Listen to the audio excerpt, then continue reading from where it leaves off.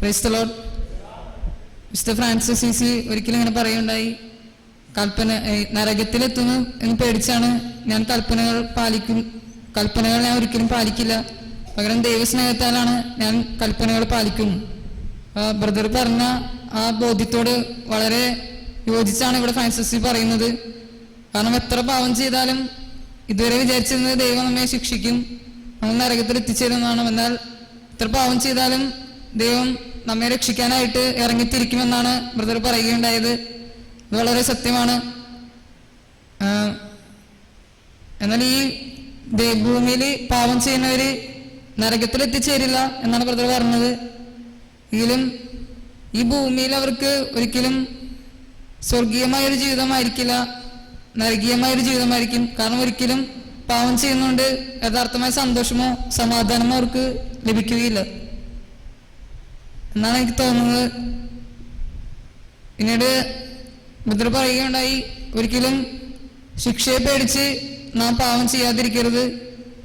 പകരം എനിക്ക് കിട്ടിയ ബോധ്യം എന്ന് വെച്ചാൽ കൃപ നമ്മിൽ നിന്ന് നഷ്ടപ്പെടുക എന്ന് ദുഃഖിച്ചാണ് നാം പാവം ചെയ്യാതിരിക്കേണ്ടത്. കാരണം അത്രയും വലിയ സഹനത്തോടെയാണ് ഈശോ നമുക്ക് വേണ്ടി കുരിശിൽ മരിച്ച് ആ കൃപ നേടിത്തന്നത്. ആ കൃപ മാംസം സ്വീകരിച്ചതിലൂടെ നമ്മിലുണ്ട്. പക്ഷെ പാവം ചെയ്യുന്നതിലൂടെ നമ്മൾ നഷ്ടമാകുന്നത് ആ കൃപയാണ്. ആ കൃപ നമ്മെ നഷ്ടപ്പെടാതിരിക്കാനാണ് നാം പാവം ചെയ്യാതിരിക്കാൻ നോക്കേണ്ടത്, അല്ലാതെ അന്ത്യവിധത്തിലുള്ള ശിക്ഷാവിധിയെ പേടിച്ചല്ല. എന്നോട് ബ്രദറ് നിയമത്തിന്റെ ഒരു തെറ്റായ സ്വാധീനം ഇന്നത്തെ സമൂഹത്തിലുണ്ടെന്ന് നമുക്ക് കാണിച്ചു തന്നു. വിശുദ്ധ പൗലോസ്ലീഹ റോമാക്കാർക്കെഴുതിയ ലേഖനത്തിൽ 7-ാം അധ്യായം 7 മുതൽ 12 വാക്യങ്ങളിൽ വളരെ വ്യക്തമായിട്ട് ഈ നിയമത്തിന്റെ സ്വാധീനത്തെ എടുത്തു കാണിക്കുന്നുണ്ട്. ഇതിനകത്ത് സ്ലീഹ പറയുന്നത് ഇങ്ങനെയാണ്: ആകയാൽ നാം എന്താണ് പറയേണ്ടത്? നിയമം പാപമാണെന്നോ? ഒരിക്കലുമല്ല.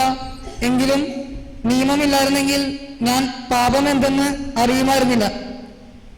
ഇവിടെ നിയമം ഉള്ളതുകൊണ്ടാണ് സ്ലീഹ പറയുന്നത് ഞാൻ പാപം എന്തെന്ന് അറിഞ്ഞത്.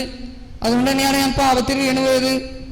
ഈ പാപമുള്ളതുകൊണ്ടാണ് ഞാൻ പിന്നീട് മരണത്തിന് അർഹനായെന്നൊക്കെ പറയുന്നുണ്ട്. അവസാനം ബ്രദർ പറഞ്ഞ പോയിന്റോട് സ്ലീഹ പറയുന്നുണ്ട് 12-ാം വാക്യത്തില്, നിയമം വിശുദ്ധം തന്നെ, കൽപ്പന വിശുദ്ധവും ന്യായവും നല്ലതുമാണ്.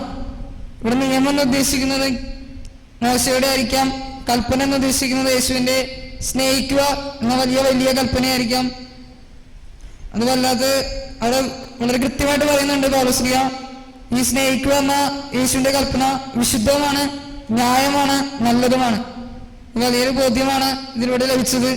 Praise the Lord. കൈയടിച്ചു ചേർത്താലും